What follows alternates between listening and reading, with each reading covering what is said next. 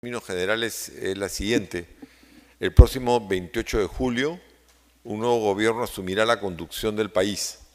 El cambio climático y la gobernanza ambiental debería tener la más alta prioridad en las propuestas programáticas de los candidatos y asumirse como políticas de Estado que trasciendan los cambios de gobierno, sobre todo considerando que nuestro país ya sufre los impactos negativos del cambio climático y la degradación ambiental.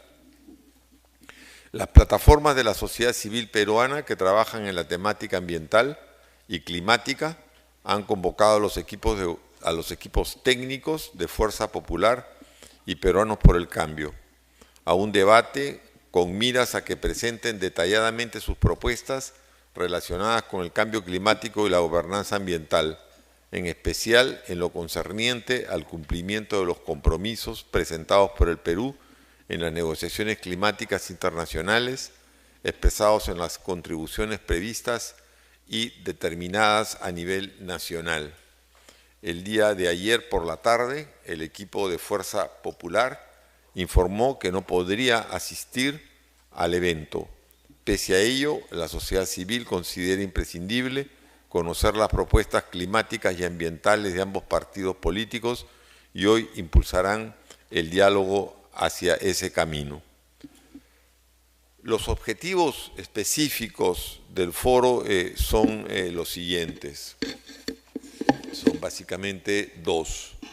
Dar a conocer los planes de gobierno de las dos fuerzas políticas que han pasado a la segunda vuelta electoral en torno al cambio climático y la gobernanza ambiental para contribuir a generar un voto informado y consciente de la ciudadanía.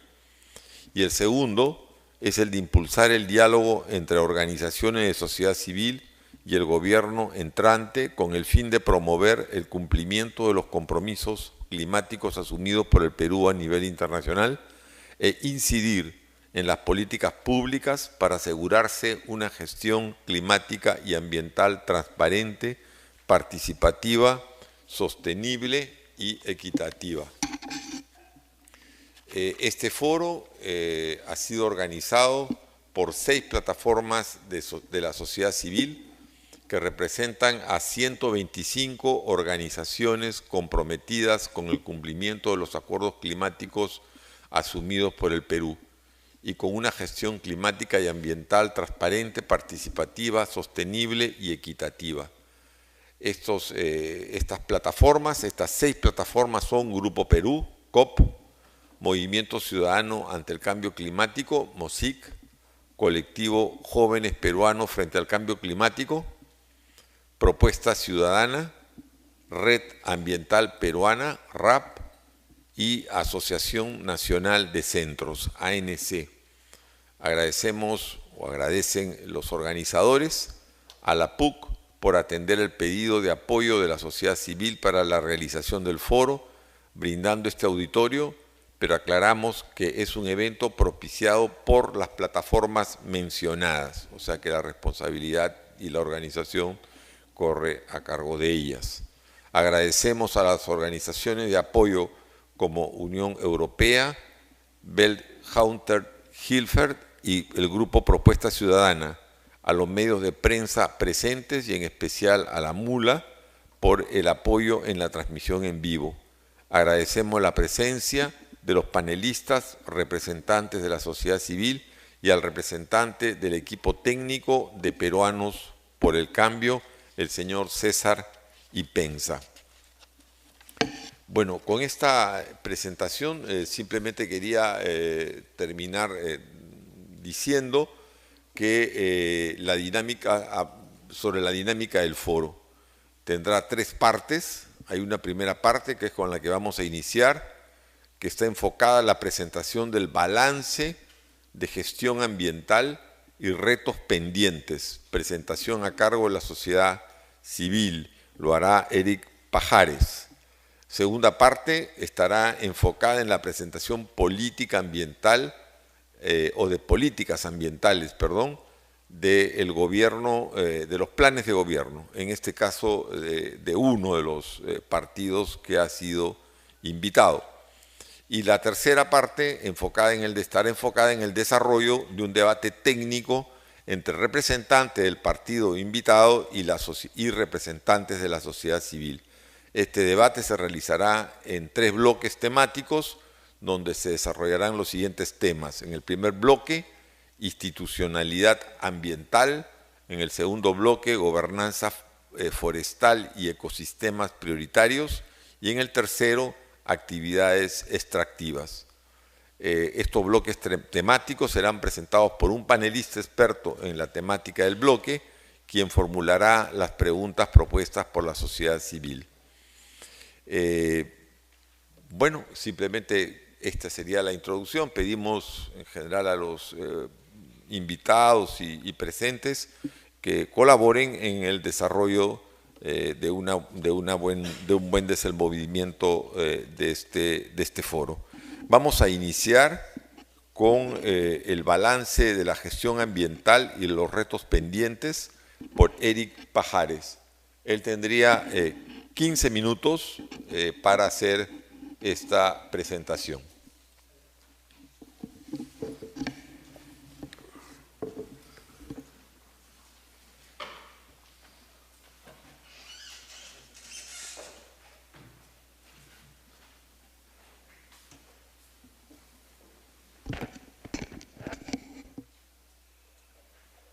Sí, muy buenos días. Agradecer a las instituciones de la sociedad civil, a las redes, que han hecho posible este espacio de reflexión en relación a un tema altamente trascendente para la vida política, institucional, social, cultural y económica del país. No sabemos si se va a poder colocar la presentación que habíamos preparado, muy breve, porque en 15 minutos en verdad hacer un balance de lo que implica la gestión ambiental y de lo que implica la gestión pública climática en el Perú es una tarea muy compleja. Yo preferiría hablar en todo caso de una contextualización, de un paneo grueso, probablemente de una revisión muy grosera de lo que implica la gestión pública, los avances en gestión pública y básicamente abordar el tema desde la problemática. En los últimos 30 años el Perú ha venido desarrollando todo un marco institucional de políticas y de regulación en materia ambiental que es fundamental comprender desde un enfoque sistémico. No podemos comprender la gestión ambiental de un país como el Perú si no tenemos una visión sistémica. La gestión ambiental no es solamente los marcos regulatorios, la gestión ambiental parte esencialmente de los marcos institucionales. Ese es un tema que nosotros consideramos fundamental y que ha sido materia de las conversaciones del grupo que ha venido trabajando este proceso para poder concretar este momento. El segundo tema que consideramos relevante es el marco de las políticas públicas, ¿no? Miguel Ángel Cornejo decía, bienaventurados los que saben lo que quieren porque son los únicos que sabrán cuándo han llegado. Y las políticas públicas en buena cuenta son eso. Las políticas públicas son las visiones de corto, de mediano y de largo plazo por las que queremos transitar para concretar los objetivos estratégicos que en materia ambiental un país como el Perú debería tener. Y en tercer lugar, los marcos regulatorios, que son los mecanismos de implementación de esas visiones estratégicas y de las políticas públicas. A partir de estos 3 niveles es que podemos diagramar una reflexión de contexto de en dónde estamos y hacia dónde queremos llegar. Hemos abordado dentro del equipo de trabajo, y aquí quiero saludar particularmente el trabajo de Lady Cotrina, de Pronaturaleza, de Beatriz Salazar, de CEPES, de Nina Pardo, de Copesca, y en general del equipo de trabajo que ha impulsado esto de manera intensa y probablemente, no sé si muy silenciosa, pero intensamente. Igual también este encargo me lo dio o me lo hizo saber Molvina Ceballos de DESCO cuando estaba yo en medio de una reunión. Así que esta es una reflexión que nosotros consideramos importante. Marco institucional, marco de políticas públicas y marco regulatorio. Lamentablemente, en América Latina en general, pero particularmente en el Perú, los marcos regulatorios se han convertido en la política pública. Es decir, no tenemos una visión estratégica, no tenemos una visión de corto, de mediano y de largo plazo de hacia dónde queremos transitar con las potencialidades ambientales y con las potencialidades de recursos naturales que tiene un país como el Perú. Las reglas legales, las normas legales, las regulaciones se han convertido en la política pública. Y muchas veces el no tener una política pública es parte de los esquemas de política pública. Podemos ir transitando como país sin política pública y esa es una manera de hacer política pública. Consecuentemente, allí vemos que necesitamos una reflexión integral al respecto. Temas tales como el marco institucional y la flexibilización de los marcos institucionales para favorecer, bajo la lógica de que favorecer los procesos de inversión privada, ralentizando, flexibilizando o debilitando los marcos institucionales puede dinamizar los procesos de economía y de crecimiento material de un país. Creemos como sociedad civil que ese es un tema pendiente. Hay toda una discusión de cómo los marcos institucionales ambientales, de cómo los marcos de política y los marcos regulatorios pueden contribuir a la competitividad. ¿No es cierto? Michael Porter, el propio Francis Fukuyama, desde el lado de lo que se llama el capitalismo sustentable, han planteado una serie de reflexiones interesantes sobre el tema. Se considera que una regulación más estricta en materia ambiental puede contribuir esencialmente a los niveles de competitividad de un país. Y ese ha sido un tema ausente en los últimos 20 años en las reflexiones y en las propuestas de política pública, en las reflexiones y en las propuestas de marcos institucionales, en las propuestas y reflexiones sobre marcos regulatorios. De modo tal que hay quienes consideran, por ejemplo, que entrar a tratados de libre comercio que precisamente debilitan los marcos institucionales y los marcos de política implica, ¿no es cierto?, generar una mayor dinamización de los procesos de economía en contextos en los que la economía internacional y los precios internacionales de los commodities han venido cayendo progresivamente. No hemos tenido ese debate y quisiéramos tenerlo. Y quisiéramos entender cómo es que desde las propuestas de los partidos políticos se entiende estos marcos de institucionalidad, de política y de regulación como incentivos para generar una mayor competitividad. Ese ha sido un tema ausente. Podríamos crear, por ejemplo, incentivos perversos. Si consideramos que promover la minería o facilitar la minería ilegal, no la pequeña minería, la minería artesanal, sino la minería ilegal, contribuye de alguna manera a la formalización o a la reducción de los impactos negativos que tiene esa actividad. Pero no estamos analizando en términos de política lo que implica una economía ilícita que se enlaza con otras economías ilícitas. La vulneración, la grave vulneración de los derechos humanos de niños y de mujeres asociadas a las actividades ilícitas como la minería ilegal, por ejemplo, creemos que es un tema que debe ser precisado y aclarado. Esa es una vulneración además clarísima al artículo 34 de la Convención de los Derechos del Niño. Hay una serie de interfaces fundamentales que es necesario aclarar.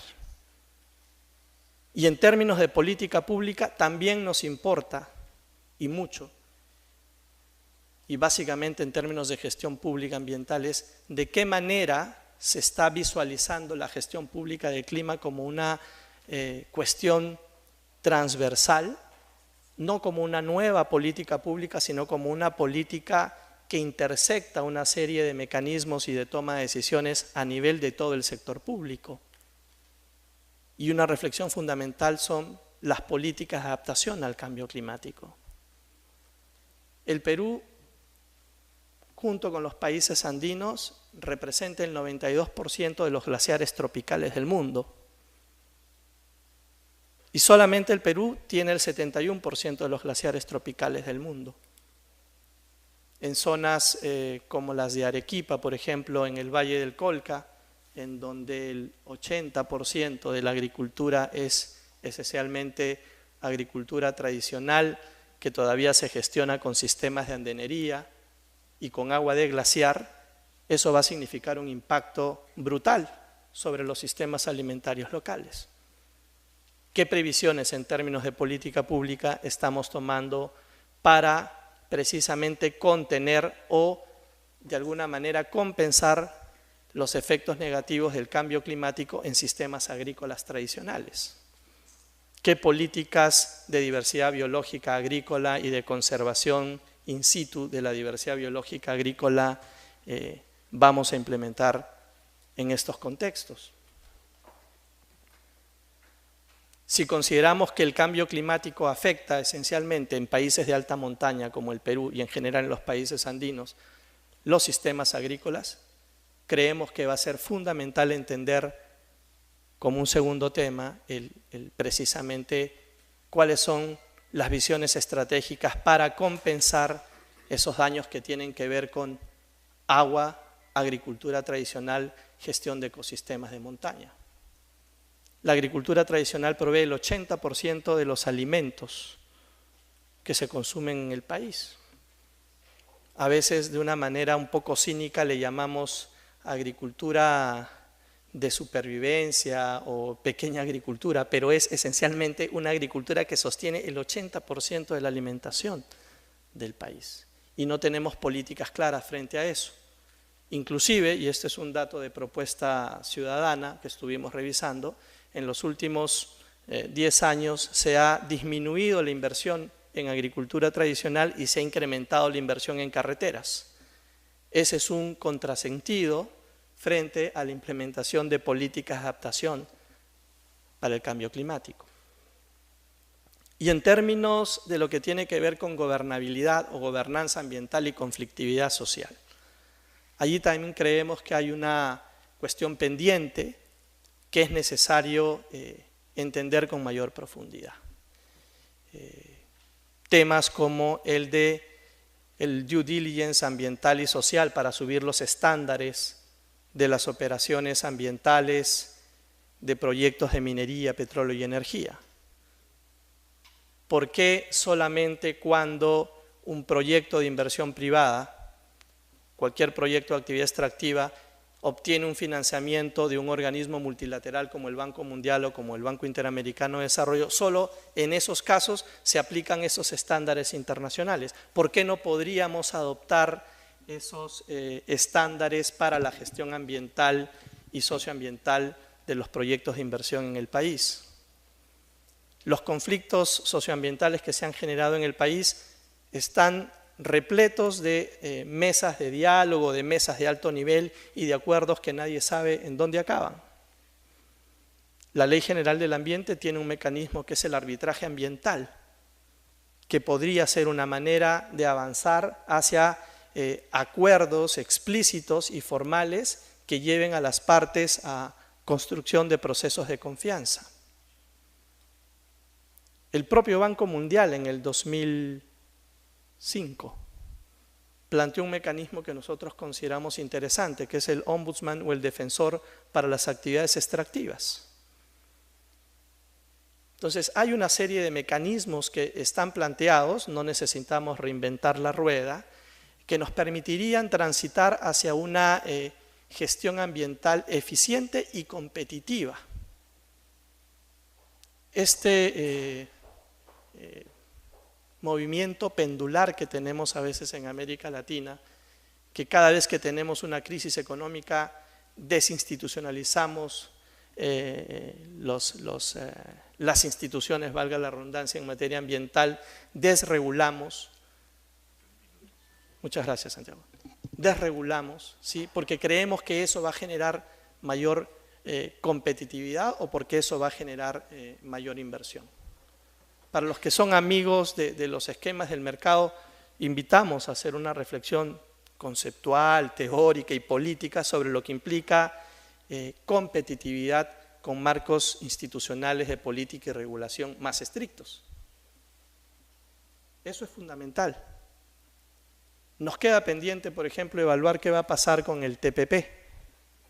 Hemos escuchado, por lo menos en el caso de Peruanos por el Cambio, que va a haber una revisión en el capítulo de salud. Pero el TPP tiene una previsión que cambia la lógica del principio precautorio. El principio precautorio que señala que ante la ausencia de evidencia científica se tiene uno que abstener de desarrollar determinada actividad que podría generar un potencial impacto en el ambiente. Hoy eso ha cambiado completamente dentro del TPP. Es decir, ahora se necesita tener certeza científica para evitar que se aplique, porque si no se tiene, entonces simplemente el proyecto de inversión puede ejecutarse. Entonces, estas son algunas reflexiones gruesas que nos permiten contextualizar básicamente el tema de la gestión ambiental en el país y hacia dónde debemos transitar. Últimamente se habla mucho del tema de sostenibilidad a partir del Acuerdo de París, pero sostenibilidad no solamente es generaciones presentes, es también generaciones futuras. Ahí hay un tema que nos resulta provocador y fundamental para repensar el tema de los modelos. Finalmente, y quiero señalar porque, y esta es una reflexión ya más personal, recientemente se ha señalado que los temas como consulta previa, moratoria de transgénicos tienen determinadas autorías. Yo lo que debo señalar es que esas reflexiones nacieron en la sociedad civil. Es más, en el tema de moratoria de transgénicos, la primera norma que salió fue una norma regional del Cusco, la ordenanza regional del Cusco que se dio unos días antes de que se firmara el Tratado de Libre Comercio, precisamente con la finalidad de evitar que cualquier acción de las comunidades andinas en relación a la protección de su patrimonio genético pudiera ser considerada después como una expropiación indirecta en el marco del Tratado de Libre Comercio. Y ayer que hablaba con la parlamentaria Hilaria Supa me hacía recordar que la primera propuesta de la ley de consulta previa se planteó en el año 2006, ¿sí? Solamente como una precisión para de alguna manera ordenar las reflexiones sobre el tema. Muchas gracias.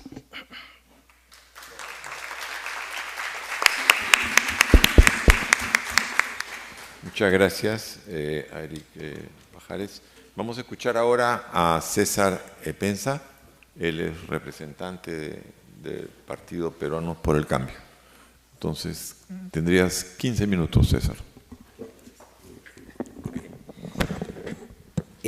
Bueno, muchísimas gracias. En primer lugar, al grupo Perú COP20, al Movimiento Ciudadano ante el Cambio Climático, al colectivo de jóvenes peruanos frente al cambio climático, a Propuesta Ciudadana, a la Red Ambiental Peruana y a la Asociación Nacional de Centros por darnos la oportunidad de presentar nuestra propuesta, pero también creo que aquellos que estamos involucrados en materia ambiental y creemos y apostamos por la materia ambiental en el Perú nos debemos felicitar porque nunca antes en una elección ha estado el tema ambiental tan tocado y tan debatido y con tanta importancia.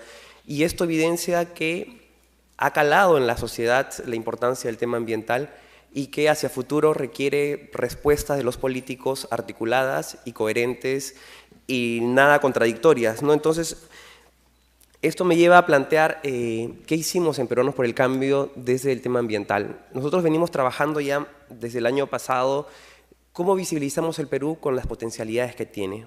Somos unos convencidos del patrimonio natural que tenemos, somos unos convencidos de la obligación que tenemos de lo que hemos heredado, todo este proceso de domesticación de 10.000 años de biotecnología en el Perú, ¿no? Entonces, cuando uno habla de biotecnología, muchas veces la gente alude o piensa que estamos hablando de transgenia y hablamos de procesos de hibridación, domesticación. La transgenia es un nivel, la cisgenia. Entonces, creo que es una oportunidad también para clarificar alguna mala información que se ha presentado en los debates y también señalar que desde Peruanos por el Cambio, nuestro objetivo general en nuestra propuesta ambiental es lograr el manejo sostenible y eficiente de los recursos naturales y consolidar los procesos y herramientas necesarias para la adaptación y la mitigación a los efectos del cambio climático. Podríamos haber listado muchísimos temas y yo sé que todo el mundo tiene una visión particular o un interés particular por un tema, pero decidimos políticamente priorizar 5 grandes temas que apuntan a un objetivo nacional, pero también decidimos priorizar porque estos temas representan mayor impacto en el ambiente, generan mayor conflictividad social y creemos que es una oportunidad no aprovechada para transformar lo que no funciona en una oportunidad para el país. Y en ese contexto planteamos 5 grandes lineamientos estratégicos. El primero es, voy a luego detallar cada uno de ellos, el tema de fomentar una pequeña minería y artesanal formal y también responsable, a través de la creación de un programa que se denomina Oro Limpio, para emprender un proceso inclusivo de la actividad de pequeña minería artesanal y también que nos permita superar las trabas del proceso de formalización actual. Desde Peruanos por el Cambio no creemos que el derogar las leyes sea una posibilidad adecuada. Creo que eso de hacer borrón y cuenta nueva no contribuye en el país a consolidar los procesos en marcha. ¿Tiene deficiencias? Sí, pero son perfectibles y mejorables.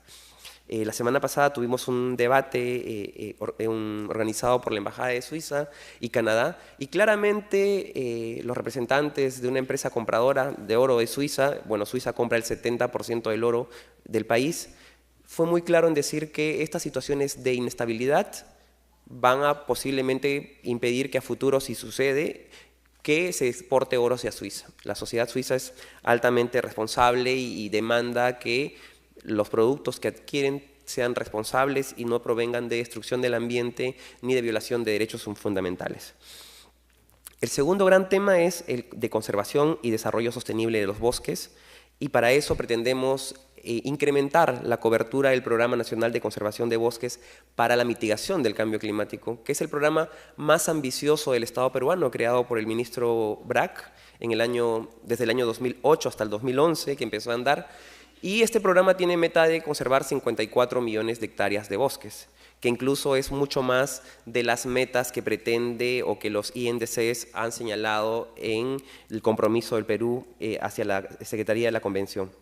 Asimismo, pretendemos, dentro del tema bosques, incluir mecanismos de acción eficiente y real contra la tala ilegal y también programas de reforestación, además del fortalecimiento de la institucionalidad actual, llámese Servicio Nacional Forestal y de Fauna Silvestre o los gobiernos subnacionales. El tercer gran componente es el de manejo responsable y sostenible de los residuos sólidos y mediante nuestro programa Perú Produce Limpio pretendemos fortalecer la gestión responsable y sostenible de estos residuos, favoreciendo el desarrollo del reciclaje, fiscalizando y cumpliendo las normas vigentes. También pretendemos darle una utilidad a la ley del reciclador y traer hacia estas 120 familias que dependen del servicio que nos brindan, que son los recicladores, a generar mecanismos de seguridad y de trabajo seguro para ellos. El cuarto lineamiento estratégico es el de manejo eficiente y sostenible de los recursos hídricos para el uso poblacional y productivo, y para eso pretendemos, es uno de los pocos cambios que pretendemos hacer a la institucionalidad, es pasar la Autoridad Nacional del Agua, la ANA, a la presidencia del Consejo de Ministros e instituir un sistema nacional de información sobre recursos hídricos a fin de que permitan el aprovechamiento sostenible del agua, la gestión sostenible de los riesgos y solucionar los casos de contaminación por fuentes de agua. Y finalmente, un objetivo que aterriza todos estos temas es el tema de mitigación al cambio climático y nosotros planteamos que es más allá de lo ambiental. A veces digo que un error de los conservacionistas es haber puesto en la agenda climática, en la agenda ambiental, que no está mal, pero muchas veces la gente piensa que es un tema ambiental y no lo es, ¿no? Entonces, mediante ello pretendemos aprobar dentro de los 100 primeros días de gobierno una ley, la Ley Marco de Cambio Climático, que nos permita abordar la conservación de bosques, la creación o el incremento de cultivos forestales para la captura de CO2, el manejo sostenible de las cuencas hidrográficas, la gestión adecuada del agua, el manejo adecuado de los residuos sólidos, entre otros objetivos. ¿Y por qué digo que es cambio climático? Porque si no conservamos los bosques en pie o no hacemos un manejo eficiente de los bosques, ¿no?, estamos generando deforestación y esto significa liberación de CO2 a la atmósfera. Si no hacemos manejo eficiente de los residuos sólidos, ¿no?, mal llamados basura, que tienen un mercado potencial, estamos liberando a la atmósfera metano, un gas 20 veces más tóxico que el CO2, y también acelera el cambio climático. Y también en el tema de conservación de bosques en general y también el tema de minería ilegal, ¿no? Las cifras hacia febrero o hacia el 2012 hablábamos de 50.000 hectáreas solo en Madre de Dios destruidas. Esa cifra posiblemente se ha duplicado, no tenemos información oficial. Y si la situación sigue tal cual está, si se derogan las leyes y se permite la impunidad, porque no veo una propuesta concreta, fácilmente estaríamos hablando de 500.000 de hectáreas destruidas, no deforestadas, destruidas en Madre de Dios, hacia el 2021, donde deberíamos celebrar nuestro bicentenario y no la destrucción de nuestro patrimonio natural. Entonces, estos grandes temas desde nuestra agenda, mucha gente dice, pero ¿por qué solo 5 temitas? ¿No? Entonces digo, porque estos temas se tienen que resolver de manera prioritaria. No hemos dejado fuera de la agenda los otros temas que también trasvasan el tema ambiental. Por ejemplo, los vínculos con el tema indígena, ¿no?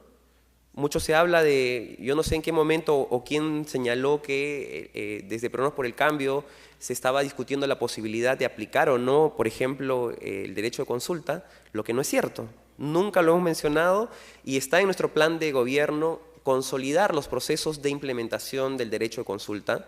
Incluso planteamos ir mucho más allá, porque el convenio 169 piensa la gente que solo habla del derecho a consulta, y el convenio 169 de la OIT habla de salud intercultural, educación bilingüe. Entonces, otros grandes temas que no se están tratando y no se ponen en la agenda, y nosotros las estamos planteando en nuestro plan de gobierno. Y el otro gran tema que se malinforma es el tema de los transgénicos, ¿no? Desde Peruanos por el Cambio hemos tenido la oportunidad de trabajar en los procesos de la ley de moratoria de los organismos vivos modificados, ¿no? Entonces yo creo que nadie puede arrogarse la competencia o decir yo lo hice cuando esto ha sido un trabajo articulado de, en aquel entonces, el doctor Bracken a través del Ministerio del Ambiente con la sociedad civil y los procesos regionales, como bien dijo Eric, donde tenemos declaratorias de zonas libres de transgénicos como fue Cusco, y hoy en día tenemos 15 regiones que han declarado libre de transgénicos, ¿no? Entonces nadie puede arrogarse ello. Sin embargo, desde Peruanos por el Cambio y nuestro líder, el señor Kuczynski, ha señalado claramente que va a ser muy respetuoso del marco normativo. Pero también tenemos que consolidar los procesos, porque la moratoria, como bien dice, es por un tiempo, ¿no? Hasta el año 2021. Y para eso requerimos tener información, líneas base de biodiversidad, que no las tenemos. Requerimos saber cómo se está llevando el proceso de manejo de organismos vivos modificados con fines de investigación. Entonces, hay muchos temas que no se están tocando o no se abordan el fondo, sin embargo, se utilizan para el ataque. Y aquellos que trabajamos en materia ambiental creemos que el utilizar el tema ambiental, que es un tema tan nuestro, a veces resulta casi perjudicial, ¿no? Entonces, y el otro gran tema vinculado a uno de los grupos de discusión es el tema de institucionalidad. Desde Peruanos por el Cambio, en ningún momento en nuestro plan de gobierno aparece el tema de la extinción, la desaparición, la fusión del Ministerio del Ambiente. Es más, hablamos de consolidar la autoridad ambiental a través del Ministerio del Ambiente, hablamos de consolidar la labor del Servicio Nacional de Certificación Ambiental y del Organismo de Evaluación Ambiental, el OEFA, a través de su rol de, hoy en día, aprobación y de fiscalización ambiental. Entonces, desde ese tema tampoco aparece en nuestro plan de gobierno porque creemos que apostamos por el fortalecimiento de la autoridad ambiental. El otro tema que requerimos y que hemos visto es el tema de las regiones, ¿no? Normalmente en Lima se deciden y dicen, bueno, las regiones tienen competencia para formalizar la pequeña minería y artesanal, o las regiones tienen la potestad para elaborar sus estrategias regionales de biodiversidad, de cambio climático, Y lo concreto es que aquellos que trabajamos con las regiones y en las regiones y para las regiones también, vemos que hay una suerte de gente que no conversa, ¿no? Porque viene la autoridad a elaborar la estrategia de biodiversidad o la de cambio climático y no conversan, no articulan, y siendo una misma persona la responsable para ello.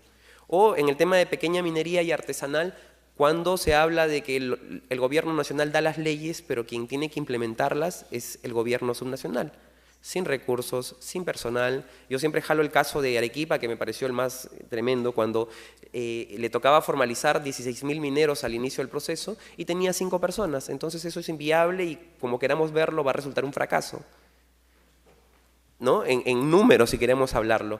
Y también planteamos que se requieren realizar ajustes al marco normativo, generar herramientas y hablando del tema de pequeña minería y artesanal, por ejemplo, ayer se ha declarado la emergencia ambiental en Madre de Dios por contaminación de mercurio.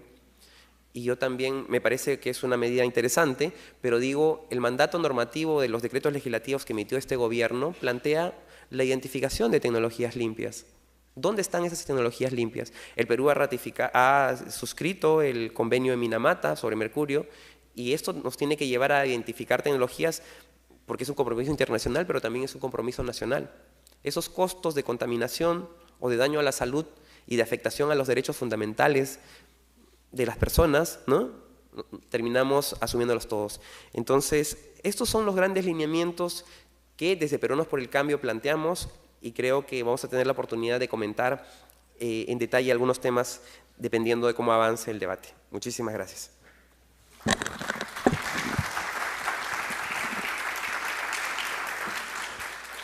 Muchas gracias a César Ipenza. Para recordar, la mecánica ahora van a haber 3 bloques y en cada bloque van a haber 2 subtemas.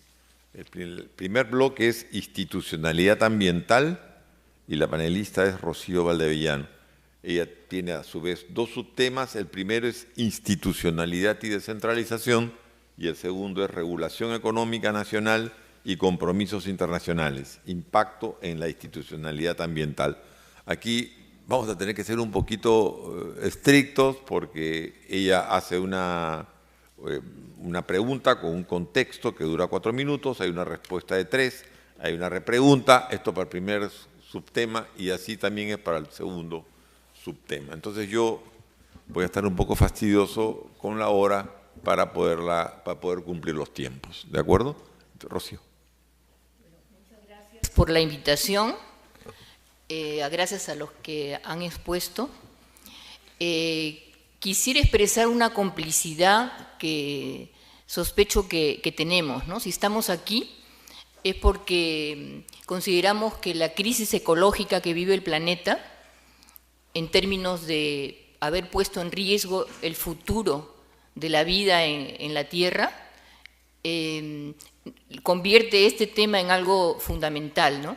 No es fortuito que en septiembre en las Naciones Unidas se han aprobado los Objetivos de Desarrollo Sustentable, no es fortuito que acabe de haber hace unos meses en París la COP21 que ha suscrito acordado el Acuerdo de París para evitar que la temperatura promedio del planeta supere 2 grados, en principio para hacer esfuerzos para que no supere los 1.5 grados de elevación.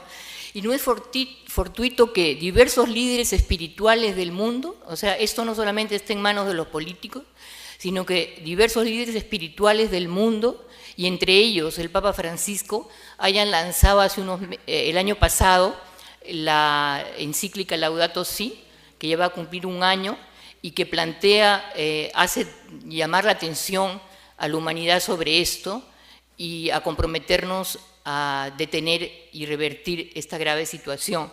Nuestro país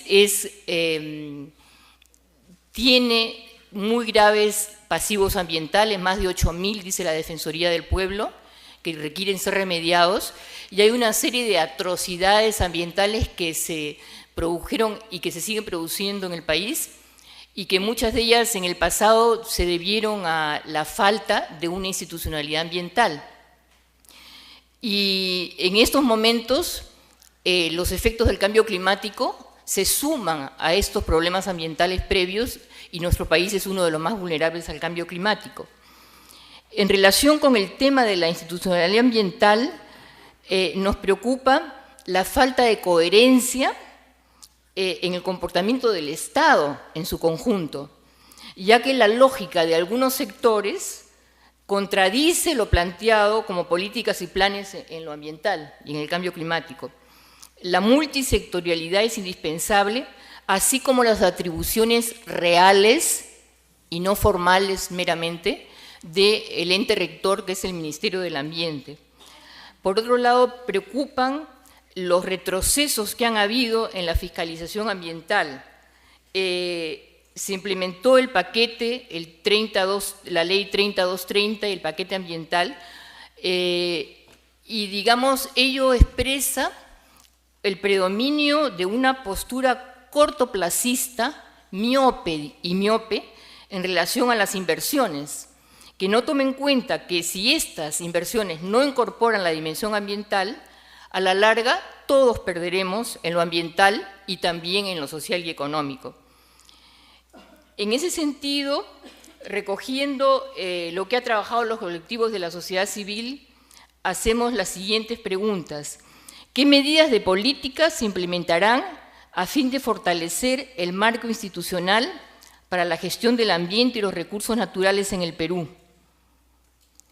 Por otra parte, planteamos qué medidas se van a implementar para promover la multisectorialidad y fortalecer el rol del MINAM como ente rector en la formulación y aplicación de las políticas ambientales y frente al cambio climático. ¿Qué medidas se van a tomar para garantizar el cumplimiento de estándares ambientales y de transición energética en la actividad extractiva, productiva y de servicios, y para implementar una fiscalización ambiental acorde a ello? Gracias, Rocío. César Dispensa tiene 3 minutos. Gracias, Rocío.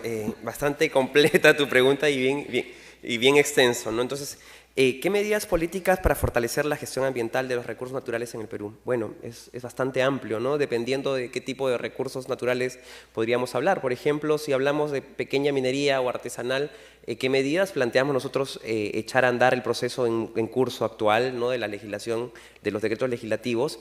Pero no solamente con normas. Yo soy abogado y siempre lo digo, muchas veces desde el lado externo se visibiliza o se piensa que la ley lo soluciona todo y no es cierto. Es una herramienta, pero si es una herramienta que está diseñada en un gabinete y que no responde a la realidad, no va a aplicarse, no va a funcionar. Entonces, para ello tenemos que trabajar, articular quién emite la ley y quién la va a aplicar, es mi pregunta, ¿no? Entonces, tiene que haber algún mecanismo. Yo sé que a veces hay mucho cuestionamiento, por ejemplo, con las regiones, por ciertos temas vinculados al tema de corrupción, por así decirlo, en el caso de minería pequeña o artesanal o informal o ilegal. Pero creo que es oportuno, de alguna manera, generar estos mecanismos para que el gobierno nacional converse con las autoridades regionales y locales. Y desde Peruanos por el Cambio creemos que la voz para que eso suceda es justamente este Ministerio de Acompañamiento o Apoyo a las Regiones, donde la voz de las regiones, de los gobiernos regionales y locales esté presente y también nos permita desencadenar en los temas pendientes como el de la minería artesanal pequeña que están sin resolverse actualmente, ¿no? Esto lo digo no como un tema exclusivamente del Ministerio de Apoyo a las Regiones, es para generar una serie de procesos, porque yo no voy a quitarle las competencias de dar lineamientos o políticas al Ministerio de Energía y Minas, no se las voy a quitar al Ministerio del Ambiente, pero creemos que ante un diseño, una política, es más, hace poco quiero llevar un ejemplo, ¿no? Me dicen en una consultoría, defina usted una política o desarróllela. Le dije, para mí eso es poco serio. Yo no puedo desarrollar una política si no se genera un proceso de discusión y de articulación entre quienes van a estar involucrados en ese proceso. El otro tema de promover la multisectorialidad, creemos que es fundamental. Y tenemos también espacios, y Rocío muy bien sabe, y he escuchado los reclamos de la sociedad civil, por ejemplo, en la Comisión Nacional de Cambio Climático, la insistencia de reunirse. Los espacios existen. y también hay que exigir su implementación, ¿no? Yo de manera particular, por ejemplo, en el tema de cambio climático, si bien es cierto existe un ente rector, creo que el compromiso lo debe asumir al más alto nivel quien dirige el país, es decir, el presidente, ¿no? La agenda climática la debiera dirigir, en este caso, el presidente Kuczynski. Como sucede y como bien sabes en México y en Guatemala, donde la agenda climática, si bien es cierto, tiene una autoridad, pero la dirige el más alto nivel. ¿Y qué medidas para garantizar estándares? Yo sigo siendo un convencido de la consolidación del Sistema Nacional de Evaluación de Impacto Ambiental. Hay temas que aún no se han implementado, hay sectores que no se han adecuado al sistema de evaluación de impacto ambiental, por eso no podemos seguir viendo cómo no solamente actividades de minería, hidrocarburos o pesca o papel, curtiembre, cemento, que son los que se han adecuado al sistema de evaluación de impacto ambiental. ¿Qué pasa con el tema de transportes y comunicaciones, con vivienda, construcción, saneamiento? Hay muchos otros temas de actividades con menor impacto, es cierto, pero que también requieren adecuarse al sistema de evaluación de impacto ambiental. Entonces, ahí yo diría, bueno, consolidar y que cada quien asuma lo que le toca y que ya la ley lo manda, ¿no? Gracias, César. Rocío tiene un minuto de repregunta, por favor. ¿Qué medidas se tomarán para articular la planificación con el financiamiento? Algo de eso se habló el otro día en el foro en la Universidad del Pacífico, ¿no? Tanto en lo interno, en lo que se refiere a los recursos del Estado peruano, como en relación con las contribuciones nacionales determinadas que Perú se ha comprometido ante la Convención Marco de Naciones Unidas. Se ha comprometido el Perú a contribuciones no condicionadas y condicionadas. Las no condicionadas son con recursos propios. Entonces, ¿qué medidas se van a tomar para garantizar recursos del Estado, pero también para promover proactivamente, el que el Perú reciba los fondos que se han aprobado internacionalmente para enfrentar el cambio climático? Gracias, Rocío. Si hablamos de los aportes nacionales, debemos señalar que a inicios de este año, el candidato Kuczynski fue el primero que se sumó a la convocatoria del WWF, donde invitó a sumarse y a comprometerse en la ratificación de este Acuerdo de París, ¿no? Yo también quiero precisar que, si bien es cierto, se habla de las condicionadas de un 30% de reducción de emisiones, nuestra propuesta va mucho más allá. Si veamos qué significa el Programa Nacional de Conservación de Bosques para la Mitigación del Cambio Climático. La meta del programa es reducir en 47,5 las emisiones de gases de efecto invernadero. Y nosotros lo planteamos así. Es más, en nuestro plan de gobierno es implementar y que se cumplan los objetivos del Programa Nacional de Conservación de Bosques, cuya meta al año 2021, que es la meta que donde empezaría a echar a andar los aportes nacionales, es la reducción del 47,5% de emisiones de gases de efecto invernadero vinculadas al tema forestal, por ejemplo, ¿no? ¿Qué pensamos hacer? Bueno, hace algunas semanas, de manera extraoficial, tuve una reunión informal con representantes del Banco Mundial en Washington, y ellos han señalado claramente que existe cerca de $600 millones comprometidos para materia climática en el Perú, y que no hay un norte, no hay una agenda. De alguna manera es lo que yo veo, porque digo, podemos echar a andar. Es más, solo con los recursos de la cooperación noruega, ¿no?, que se firmó en la COP de Lima, hay recursos importantes. Creo que está en un proceso actual de titulación, de tenencia de tierra. ¿Cómo resolvemos este tema para poder consolidar o evitar la deforestación, ¿no? Entonces es un tema que se está echando a andar, y tenemos por otro lado procesos, por ejemplo, como el PTR3 del BID para temas de titulación. Y nosotros también estamos generando los mecanismos para echar a andar este proceso que tiene cerca de 10 años pendiente de titulación de tierras de comunidades nativas. Entonces creemos que con todo ese proceso podemos hablar de medidas que garanticen y de alguna manera eviten la degradación o el impacto en el ambiente. Muy bien, gracias. Ahora es el segundo subtema que le toca también a Rocío, al de Villano, es regulación, recuerdo, es regulación económica nacional y compromisos internacionales, impacto en la institucionalidad ambiental. Rocío. Según cálculos del Ministerio de Economía, hasta el año 2025 habríamos perdido 10.000 millones de dólares por no prever acciones frente al cambio climático. Sin embargo, y como decíamos cuando hablábamos del problema de la multisectorialidad, el Ministerio de Economía muchas veces restringe las posibilidades de implementación real de las políticas climáticas. ¿Qué políticas públicas de adaptación climática se implementarán en el marco de las medidas previstas en el Acuerdo de París para gestionar de manera planificada y preventiva los impactos del cambio climático, considerando particularmente los efectos de la deglaciación en los sistemas agrícolas tradicionales que sustentan aproximadamente el 80% de los alimentos que se consumen a nivel nacional? Pero yo quisiera agregar, como ciudadana también, una pregunta en relación a la institucionalidad ambiental y lo que se refiere a la participación.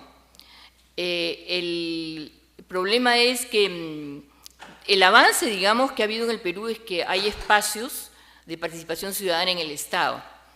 En nuestro caso, por ejemplo, en el MINAM hay espacios como la Comisión Nacional de Cambio Climático, pero estos espacios en realidad son un tanto decorativos si es que no adquieren atribuciones más reales, no solo en el papel, ¿no?, sino en su dinámica, en su funcionamiento real.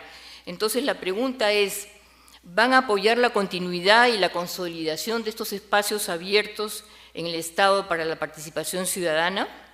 Y esto incluye, por ejemplo, Comisión Nacional de Cambio Climático, pero también comisiones ambientales regionales y municipales, ¿no?, el elemento descentralizado de la gestión ambiental. Se comprometen a un ejercicio regular en el cumplimiento de la transparencia en la gestión, brindando toda la información y los canales necesarios para el rol de vigilancia y control social por parte de la ciudadanía. Gracias, Rocío. Sí, ¿qué políticas públicas de cambio climático? Y nosotros hemos planteado que dentro de los 100 días de gobierno, los primeros días, vamos a plantear nuestra ley marco de cambio climático, ¿no? Entonces, particularmente he tenido la oportunidad de acompañar ese proceso rico de discusión, de ver qué cosas se requieren en el Perú en materia climática, ¿no? Y incluso si se toman la molestia de revisar nuestro plan de gobierno, va a decir una ley que nos permita transitar a una economía baja en emisiones, a una economía sostenible. Y dentro de esta política, esta ley, perdón, planteamos, por ejemplo, la creación del Sistema Nacional de Cambio Climático. ¿Qué sucede actualmente en materia climática? Tenemos la estrategia, tenemos los índices, tenemos las estrategias en construcción de bosques y cambio climático, la Política Nacional del Ambiente, este instituto que se creó en materia climática. Entonces creemos que debemos tener un norte, tenemos que empezar a ordenarnos para poder hablar coherentemente. Entonces este Sistema Nacional de Cambio Climático dentro del Sistema Nacional de Gestión Ambiental nos va a poder dar unas herramientas para ello. El tema de monitoreo del cambio climático. ¿Qué sucede con los efectos del cambio climático? Ya los vivimos y tenemos que resolverlos sobre la marcha, ¿no? Pero si pudiésemos simular o hacer proyecciones de lo que se nos viene en materia climática, ¿no sería más adecuado para poder adaptarnos de manera pertinente y oportuna, ¿no? Entonces, creemos que a través de un sistema de monitoreo que converja, no necesariamente una nueva institución, sino que de alguna manera se generen los mecanismos para que todos aquellos que manejan información sobre variabilidad climática o efectos del cambio climático articulen y nos permitan a las autoridades, a los políticos, a los empresarios, a las comunidades, tomar decisiones de manera adecuada. Como ha sucedido, por ejemplo, y siempre lo reitero yo en el tema de café, ¿no? El incremento de la temperatura ha hecho que se diezmen los cafetales a nivel nacional, ¿no? Entonces, el Ministerio de Agricultura iba a resolver el tema con un kit cuando ya el árbol estaba perdido, la plantación ya no existía, y esas respuestas tardías no contribuyen y no ayudan a seguir creciendo, que es lo que todo el mundo apunta, ¿no? Y luego también planteamos en esta ley, pretendemos contar con acciones sectoriales priorizadas. Si bien es cierto, es una ley marco, permite desencadenar en leyes específicas y mecanismos específicos que permitan mitigar y adaptarnos al cambio climático. En el tema de apoyo a la consolidación de la participación ciudadana, bueno, yo he tenido la oportunidad de transitar de sociedad civil Estado y sector privado, y creo y estoy convencido del rol de la articulación y el rol de la ciudadanía. Tanto es así que en el inicio del Ministerio del Ambiente trabajamos el reglamento de participación y acceso a la información, donde el sector público, privado, sociedad civil puede intervenir directamente en la decisión de alguna política y normativa. Entonces, el otro gran tema que yo siempre digo, y también lo dije en el debate con las organizaciones indígenas, es que no necesitamos los funcionarios, o no necesitan los funcionarios tener una ley que ordene tener mecanismos de coordinación y articulación con la sociedad civil. Finalmente, el funcionario se debe a la sociedad. Son nuestros clientes, son los clientes. ¿No? Entonces, llegar a un ministro no tiene por qué ser, no sé, pues más difícil que llegar al Papa, ¿no? Cuando se debe a él, el sueldo de un funcionario está pagado por los ciudadanos de pie. Entonces, no tenemos por qué tener un mecanismo que diga, bueno, señor autoridad, reúnase, ¿no? O generemos una mesa para discutir, cuando es, creo que, algo inherente y es una obligación.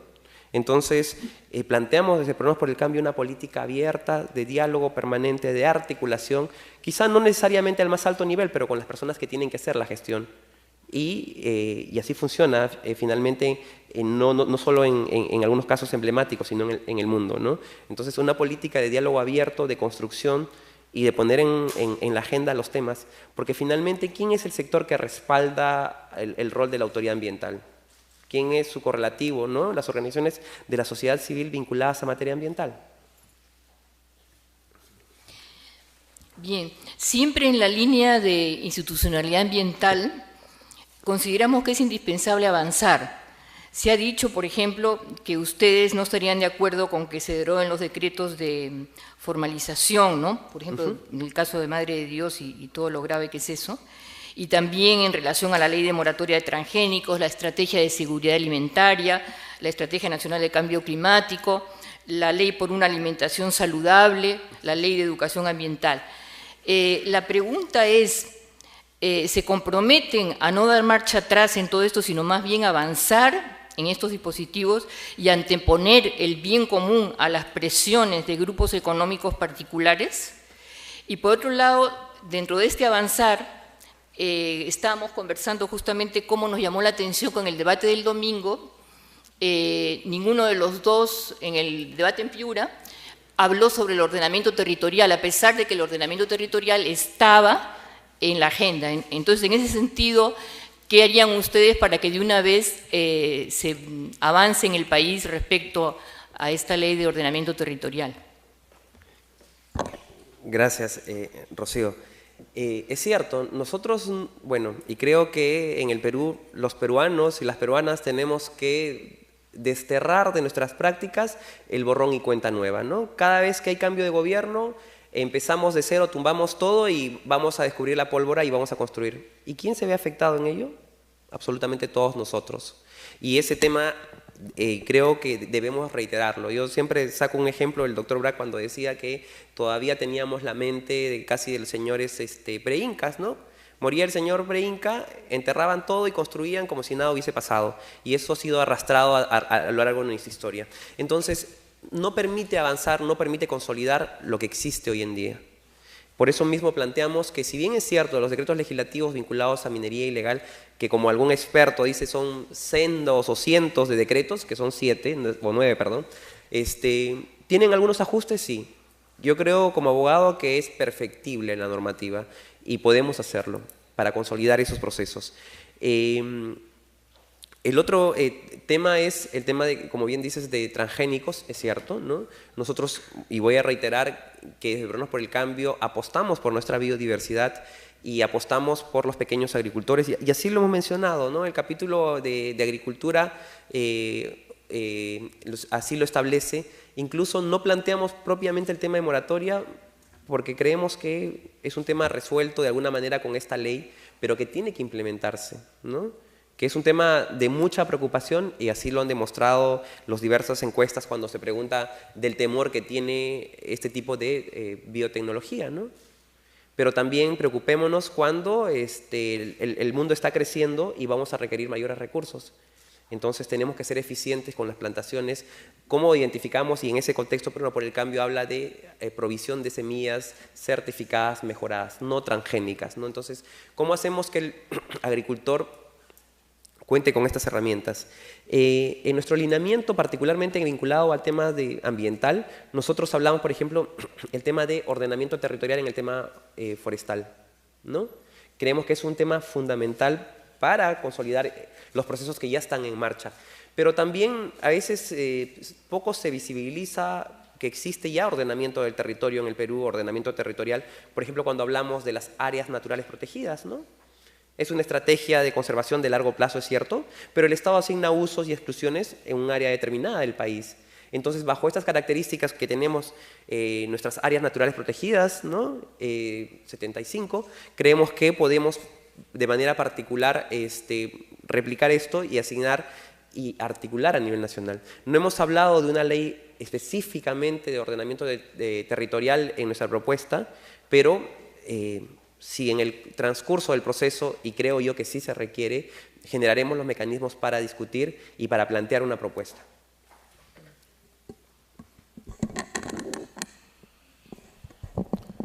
Gracias. Vamos a pasar ahora al segundo bloque, gobernanza forestal y ecosistemas prioritarios. Patricia Fernández Dávila es la panelista y está dividido en dos subtemas. El primero es institucionalidad ambiental y gobernanza forestal y el segundo es áreas naturales protegidas. Tiene 4 minutos, Patricia, para poder presentar el contexto y la pregunta. Muchas gracias, Santiago. Muchas gracias a todos por estar aquí el día de hoy. Realmente felicito a los organizadores por esta iniciativa. Ojalá hubieran más de estos espacios y no solamente esperar a procesos electorales para tener estos debates con relación a la construcción de nuestro futuro desde la materia ambiental. Y efectivamente uno de los grandes factores que inciden fuertemente con relación a la gestión ambiental en el Perú es la materia forestal. A veces poco entendida como realmente producción de madera, etcétera, pero en cuanto a lo que es institucionalidad forestal, sabemos que tiene una gran relevancia. Y también conocemos de que parte de todo esto es la gestión de la diversidad biológica. Y la gestión de la diversidad biológica no se logra en 1, 2, 3, 5 años, sino es una visión de largo plazo. Sabemos que existen programas, existen iniciativas, existen proyectos que tratan la materia no solo de diversidad biológica, sino circunscrita al tema forestal, que son ejercidas y aplicadas por diversas instituciones. Existen leyes, muchas leyes, que como me decía Ernesto, a veces las leyes lo que hacen no solamente es complejizar, sino malograr todo. Existe la ley de retribución, de retribución por servicios ecosistémicos, que hasta ahora no sale su reglamento, no sabemos por qué. Dicen que por algún tipo de temor de no quedar bien con la sociedad civil, en fin, y acuerdos internacionales como el Acuerdo de París, que todavía debe ser ratificado por este gobierno o por el que viene. El Convenio Internacional de Diversidad Biológica, con las metas Aichi, de lo cual se escucha poco, los Objetivos de Desarrollo Sostenible, tenemos un anexo forestal con el Tratado de Libre Comercio con los Estados Unidos, diversos acuerdos comerciales y compromisos.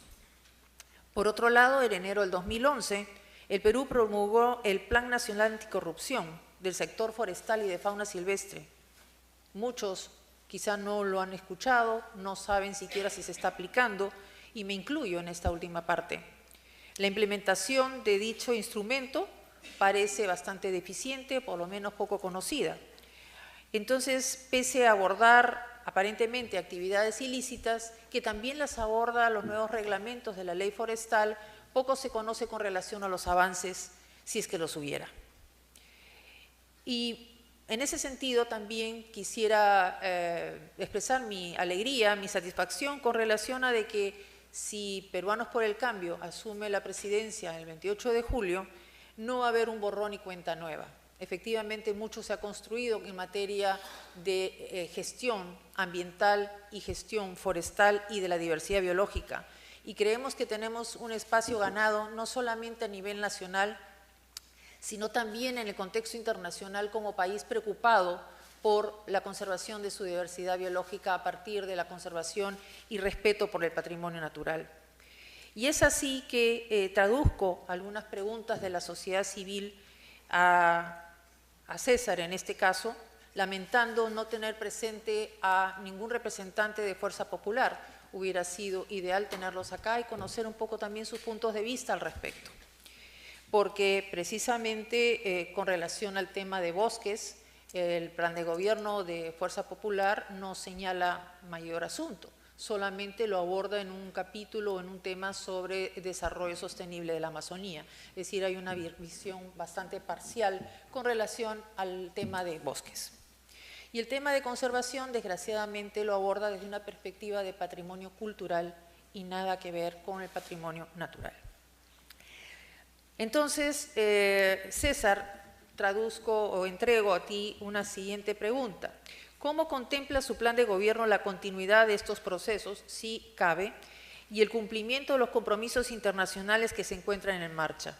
Y por otro lado, ¿cómo garantizará el cumplimiento de las contribuciones nacionales peruanas presentadas a las Naciones Unidas en materia forestal?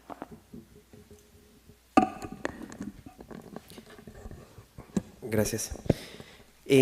Gracias, Patricia. En principio, cuando hablamos, gracias por recordarnos el tema de bosques, en el Perú estamos hablando de algo más de 70 millones de hectáreas y el Perú es un país de bosques y los retos que enfrenta a través de las autoridades es ver cómo se consolidan esto, ¿no?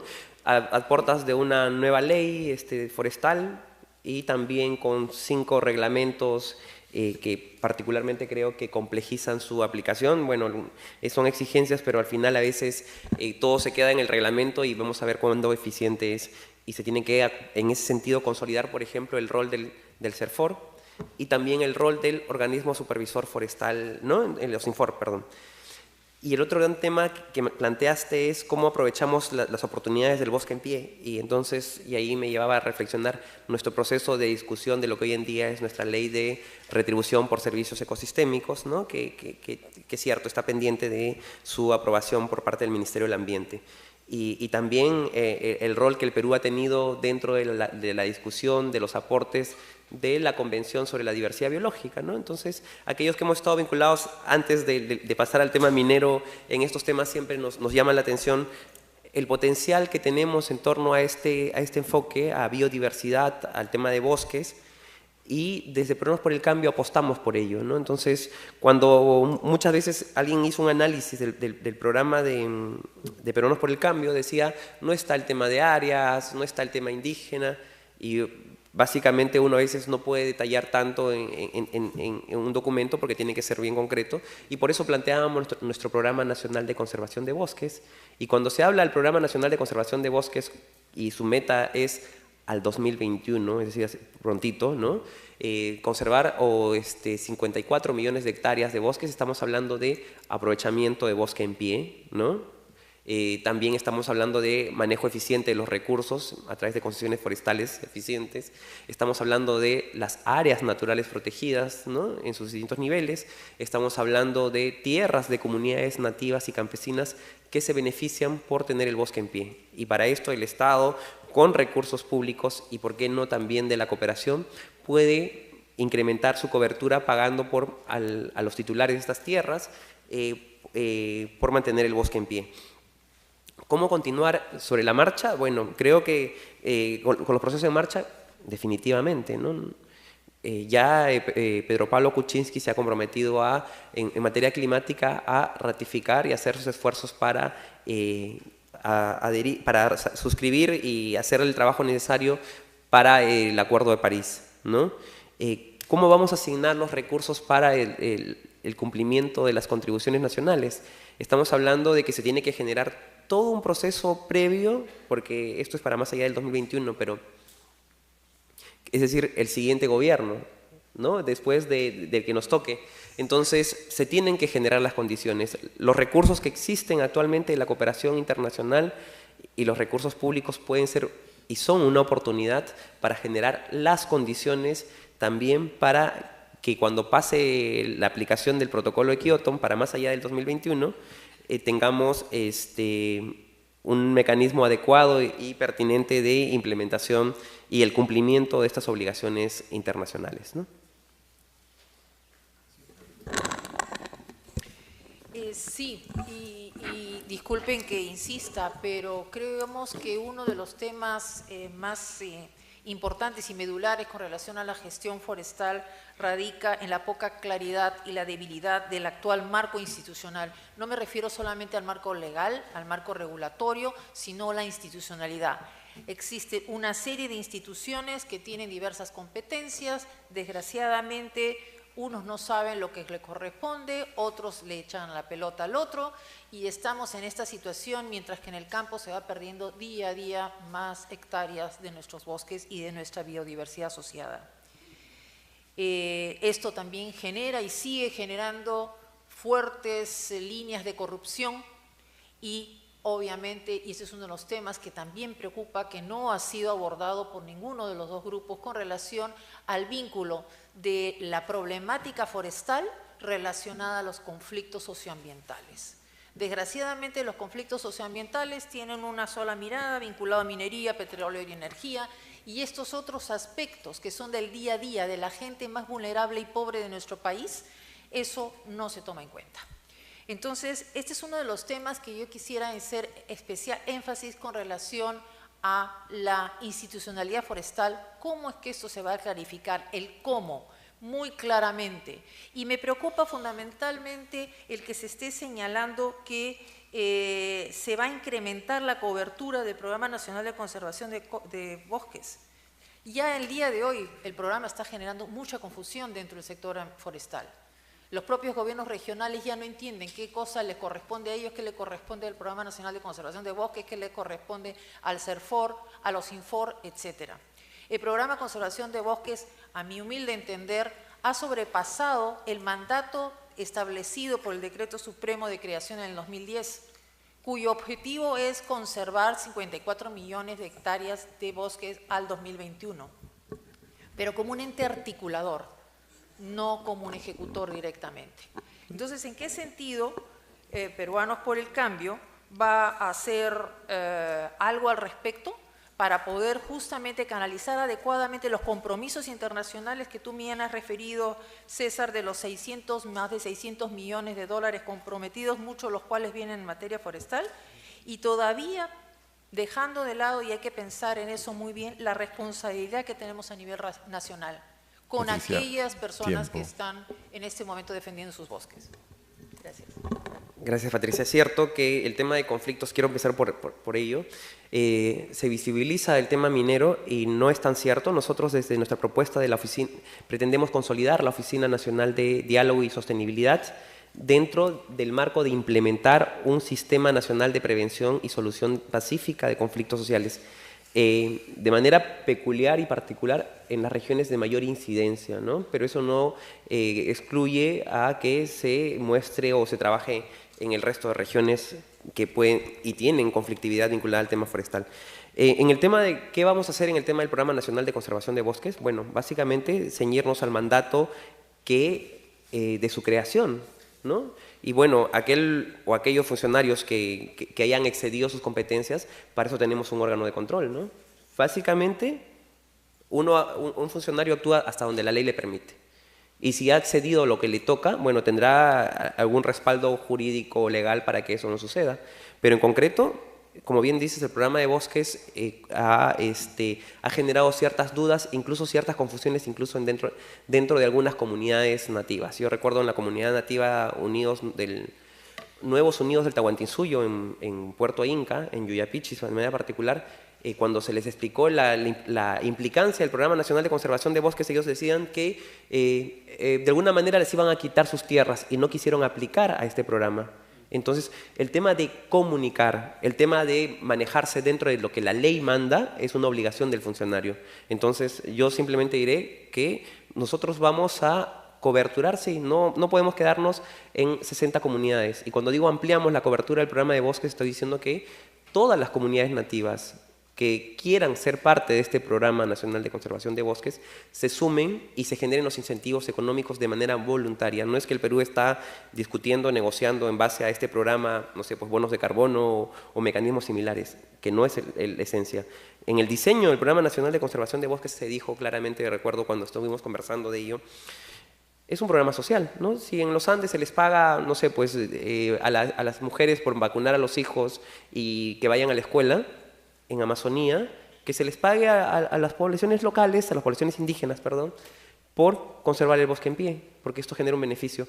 Y no es que el dinero del programa que se destina va a beneficio individual, sino se destina a beneficios de la comunidad, a emprender, y por eso son transferencias condicionadas, ¿no? Muy bien. Con relación al tema de áreas naturales protegidas, sabemos que la mejor forma, la forma más eficiente de conservar diversidad biológica es a través de las áreas naturales protegidas. Tenemos 77 en este momento que cubren el 17% de nuestro territorio y son también un espacio muy importante para la mitigación y adaptación al cambio climático. En ellas se encuentran los sumiderios de carbono más importantes del país, así como fuentes de vida muy valiosa para la población rural, indígena y campesina, altamente vulnerable a los efectos del cambio climático. En ese sentido, alcanzo la siguiente pregunta. ¿Qué estrategia o alternativas propone para la protección y conservación de ecosistemas prioritarios a nivel nacional? ¿Se promoverá la creación de áreas naturales protegidas para la conservación de ecosistemas prioritarios? Okay. Gracias, Patricia.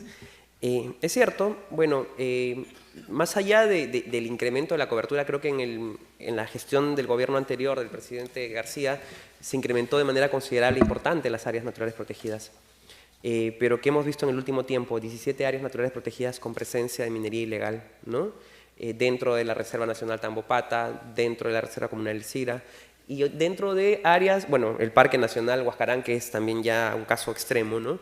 Entonces, en principio, bueno, consolidar que lo que existe se conserve y se proteja, y no tener solo áreas naturales protegidas de papel, como se dice en algún momento, ¿no? Entonces, ¿qué ha sucedido? A veces tenemos, y he conocido el caso particular de algún área protegida, donde tenemos que se le encarga la jefatura del área protegida por casi 1 año y medio, entonces eso no es posible, ¿no? Entonces, más allá de seguir incrementando, es consolidar de manera real la existencia actual.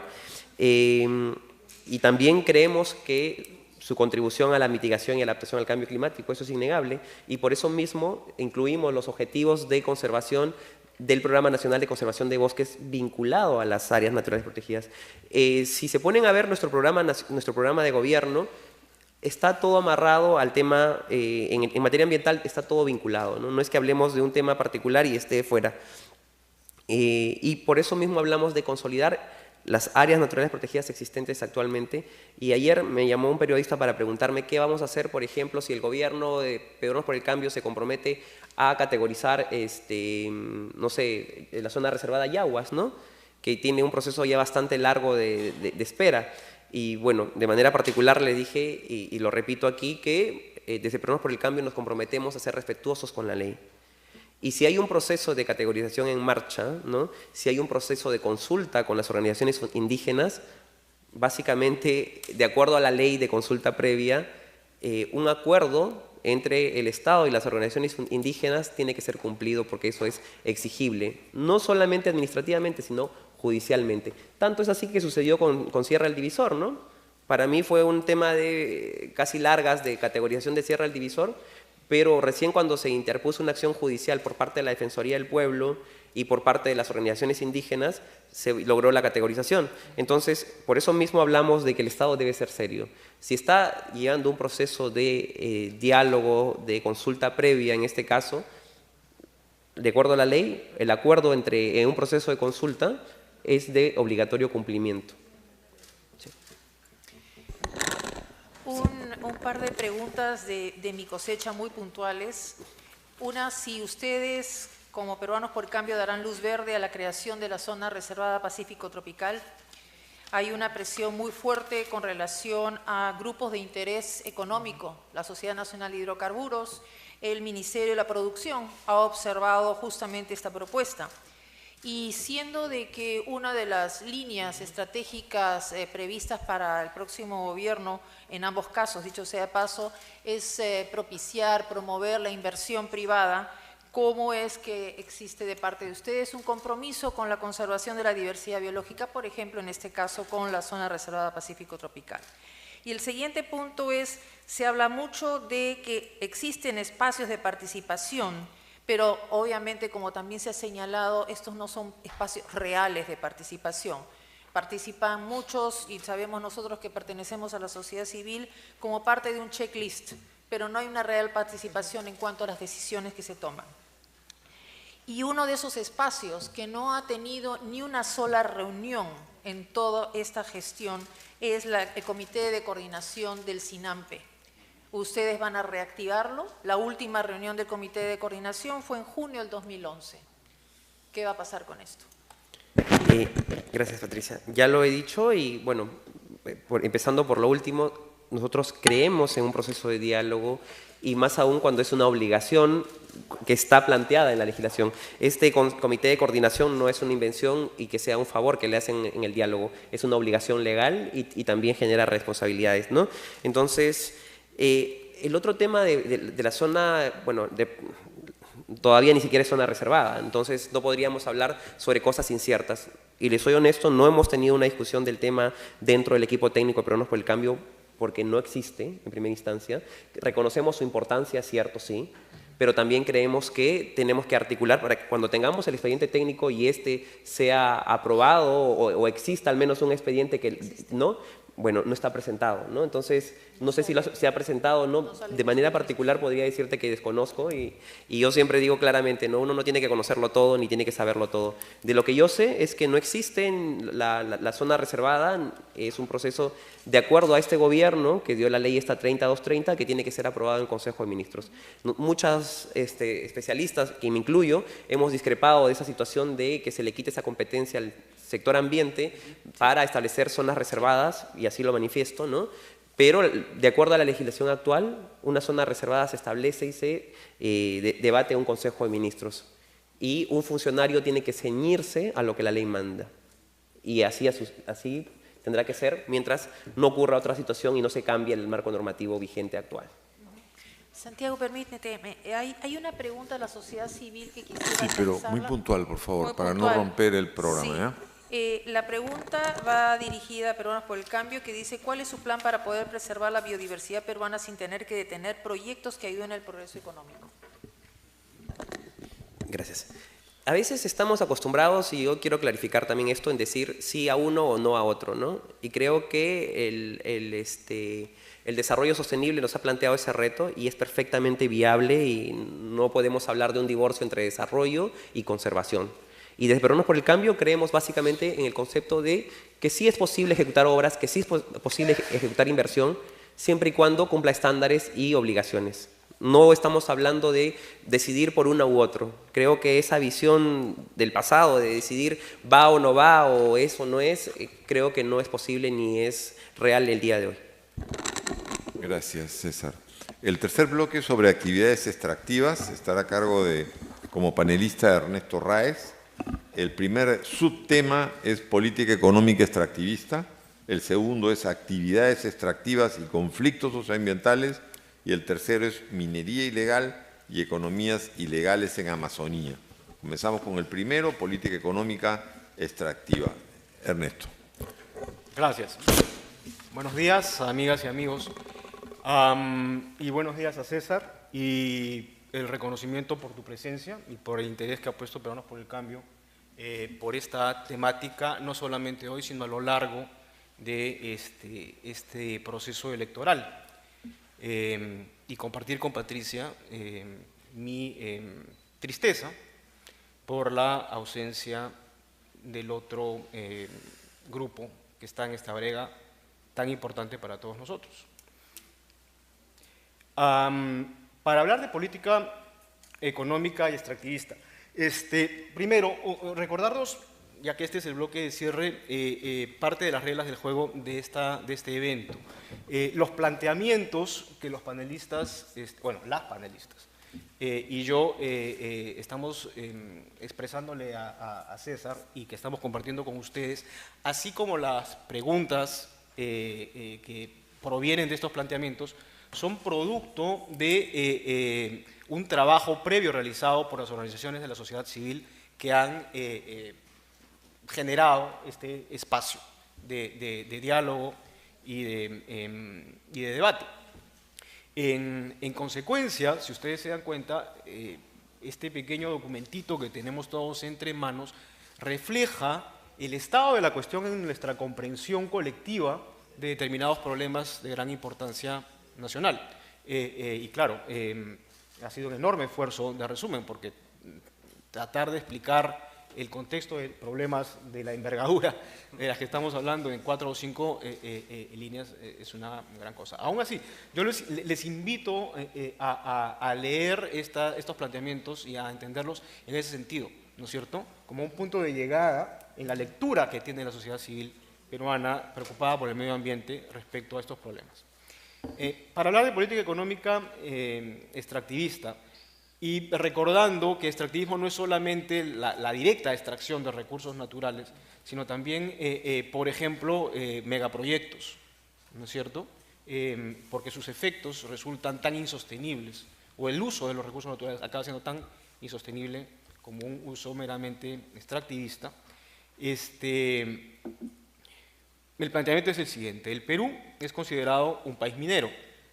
Sin embargo, una economía basada centralmente en actividades extractivas no resulta sostenible en el largo plazo. Considerando la volatilidad de los precios internacionales de los commodities, por lo que resulta fundamental profundizar las políticas orientadas a la diversificación productiva, preguntamos: ¿cómo se complementarán las políticas extractivas con políticas de diversificación productiva para transitar hacia una economía sustentable en el Perú? Gracias, Ernesto. ¿Cómo complementar? Quisiera tratar de entender, porque bueno, finalmente creo yo, cómo complementarla básicamente con la consolidación del rol de la autoridad ambiental, ¿no? Y desde Peruanos por el Cambio hemos dicho, bueno, que apostamos por la consolidación de la autoridad ambiental y apostamos por la consolidación del rol que tiene el sector ambiente, que son los responsables, en el caso de, por ejemplo, de los instrumentos ambientales, de los estudios de impacto ambiental detallados a través del SENACE y a través de la fiscalización ambiental a través del OEFA, ¿no? Que es también un proceso progresivo. Un Estado moderno y un Estado serio requiere autoridades técnicas de primer nivel, ¿no? Que responda a la realidad del país. No podemos implementar la realidad, no sé, de Estados Unidos o la de India a la realidad nuestra. Entonces, parte de eso es que las autoridades, los técnicos, conozcan del funcionamiento para ello.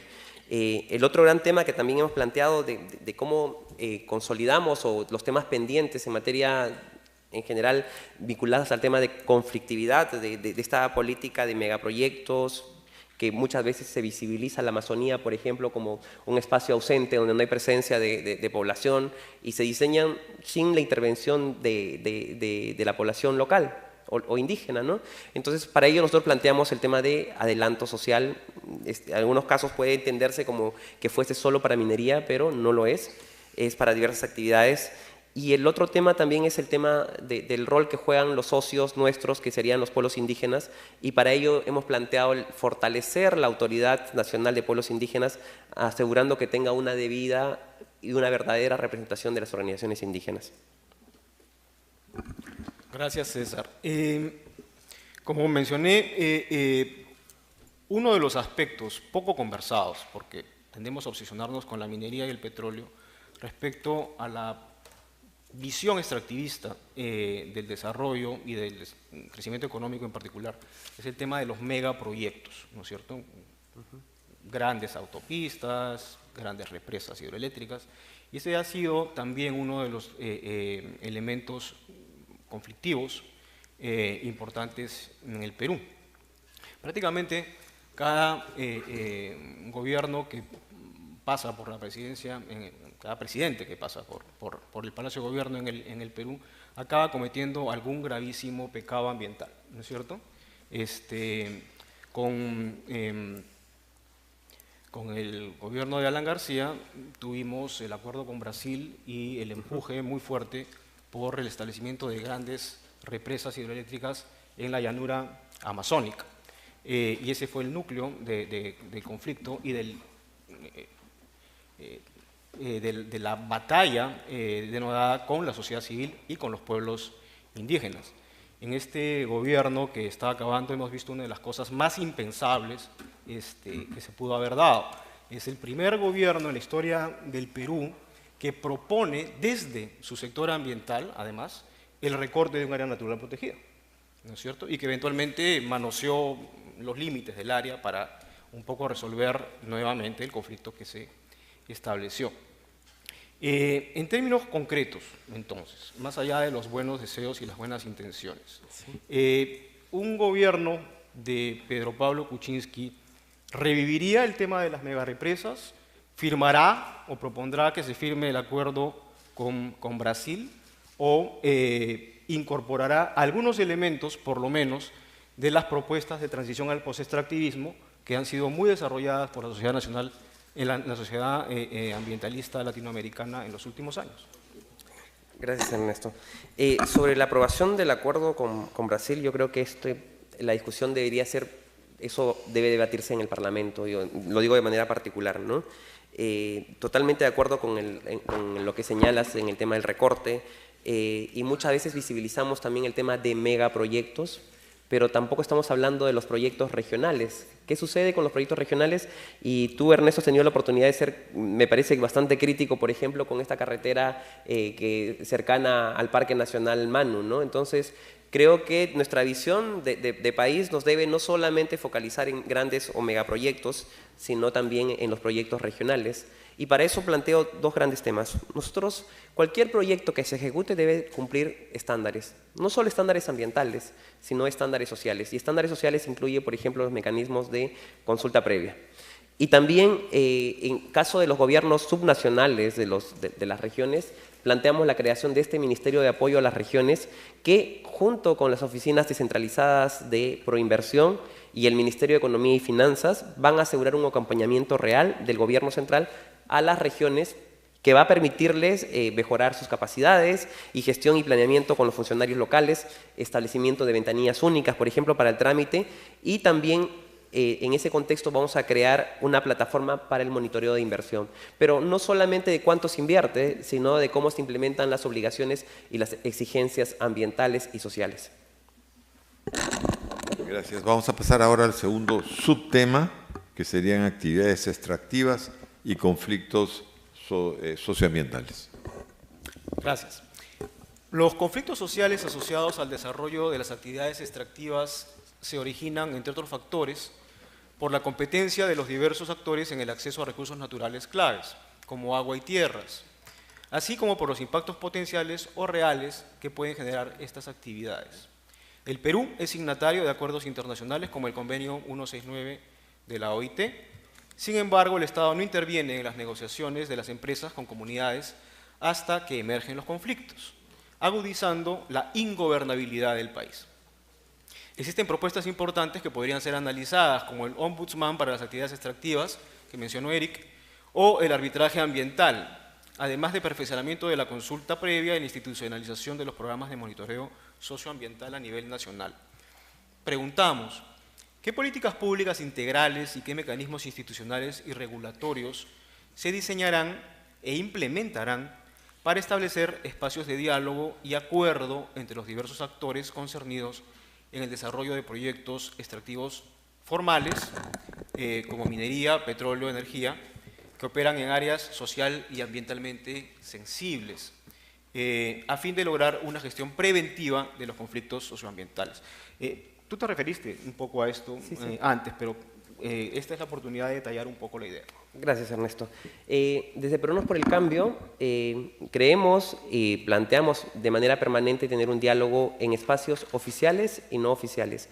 ¿Qué sucede en concreto? Normalmente estalla el conflicto y se establece la mesa de diálogo y tenemos, si alguien hace un listado de tantas mesas de diálogo y cuáles han sido sus resultados, ¿no? Entonces, en estos espacios formales y no formales pretendemos aclarar dudas, recoger las propuestas y emprender las mejoras que la gestión pública requiere inicialmente. En concreto, vamos a fortalecer la Oficina Nacional de Diálogo y Sostenibilidad dentro del marco de implementación de un sistema, del Sistema Nacional de Prevención y Solución Pacífica de Conflictos Sociales, especialmente, y así lo hemos planteado, en las principales regiones con mayor incidencia de conflictos sociales. Y también así lograremos la intervención política oportuna antes de que estalle la violencia mediante alertas tempranas y diálogos con las empresas y las organizaciones sociales. Algo que decías, Ernesto, es el tema de consulta es un derecho y es una obligación irrenunciable del Estado, ¿no? Y es el Estado quien debe ejercerla. Entonces, más allá incluso de la aplicación del convenio 169, que a veces y está en el colectivo, ¿no?, que se refiere solo a consulta previa, el convenio 169, pretendemos implementar y desarrollar todos los elementos que tiene el convenio. El tema de educación bilingüe, salud intercultural, y el tema de tierras, ¿no? Entonces, y otros grandes temas que están pendientes. Pero eso también pasa por desencadenar y fortalecer no solamente un espacio, sino también fortalecer el rol que tiene la autoridad indígena, ¿no? Entonces, hablamos de fortalecer esta autoridad de pueblos indígenas, asegurando que tenga una debida y real representación de las organizaciones indígenas. Gracias. Mencionas la idea de fortalecer la oficina de diálogo, eso está bien, pero yo creo que la pregunta obvia es fortalecerla en qué, ¿no es cierto? ¿En qué concretamente? Y te planteo dos situaciones concretas, por ejemplo, respecto a esta oficina de diálogo. Número uno, desde hace un tiempo a esta parte, la oficina de diálogo realiza su propia evaluación de lo que son conflictos sociales en el Perú y saca su propio boletín y sus estadísticas son completamente diferentes a las de la Defensoría del Pueblo. Obviamente a quien se le ocurrió esta idea, genial, que es a Vladimir Ogarok, le pareció que eso iba a legitimar el trabajo de la oficina y lo que hizo fue deslegitimar, ¿no es cierto? Porque la Defensoría del Pueblo tiene mucha más legitimidad que cualquier oficina de diálogo en el Perú. Y en esa medida, el gran desafío que toda oficina de diálogo o toda intervención del Estado en conflictos socioambientales en el Perú tiene es justamente el conseguir que los actores en conflicto reconozcan como árbitro legítimo y justo al Estado, ¿no es cierto? La tendencia a poner en el infierno del interés local o poner en el infierno de la empresa al Estado y al funcionario que se aproxima al tema es enorme, es ese riesgo. Vuelve y juega, a diferencia de lo que ocurre cuando participa la Defensoría del Pueblo. La Defensoría del Pueblo es legítimamente reconocida como un árbitro más o menos justo, ¿no? Entonces, cuando hablamos de fortalecimiento, ¿de qué estamos hablando exactamente o qué es lo que tú plantearías en términos de fortalecer la legitimidad de la intervención del Estado? Bueno, en varios elementos, ¿no? En principio, la presencia real, y para eso también planteamos nosotros, entre otros temas, el tema, por ejemplo, del adelanto social. ¿Y qué es el adelanto social para Peruanos por el Cambio? Es que consiste que el gobierno realice un conjunto de obras que beneficien directamente a las comunidades antes de la ejecución de cualquier proyecto. Que puede ser el modelo ideal o no, ¿no? Eso podríamos discutirlo, pero que es una propuesta para que en ese proceso de adelanto social se acompañe también y tengamos antes de cualquier situación de conflictividad, conocer qué sucede en campo, ¿no? Porque sencillamente se realizan las inversiones, se otorgan los derechos y tenemos una lista larga de cuánto representan los conflictos socioambientales en la práctica, ¿no? Muchos de ellos que tienen verdaderamente cariz ambiental y social, sí. Pero en otros casos tenemos también demandas de empleo, demandas no satisfechas por parte de la empresa incluso, ¿no? Entonces, creo que ahí también nos debe llevar a hacer un ejercicio de cuándo hablamos verdaderamente de un conflicto socioambiental. Y en ese contexto, planteamos básicamente el tema del adelanto social, pero con presencia real de las autoridades, en este caso de la Oficina de Diálogo y Sostenibilidad, entre otros temas, ¿no? Bien, vamos a pasar al último subtema, que sería minería ilegal y economías ilegales en Amazonía. La minería ilegal no puede considerarse solo un problema social o solo un problema ambiental. Es una visión parcial, sesgada e incompleta cualquiera de estas dos. Esta actividad, que se disfraza de minería artesanal o informal, que es un eufemismo muy caro a los peruanos, implica una serie de encadenamientos y articulaciones con otras economías ilícitas, lo que exige un tratamiento integral del problema, incluyendo la implementación efectiva de políticas anticorrupción. Además de la pérdida de biodiversidad y la acumulación de impactos en el curso de los ríos y en el aire que afectan irreparablemente a la población que vive cerca a esta actividad, existen actividades enlazadas a esta actividad ilícita que también son altamente graves, como la trata de personas, la prostitución infantil y el trabajo infantil en condiciones de alta vulnerabilidad. Preguntamos, ¿qué políticas públicas integrales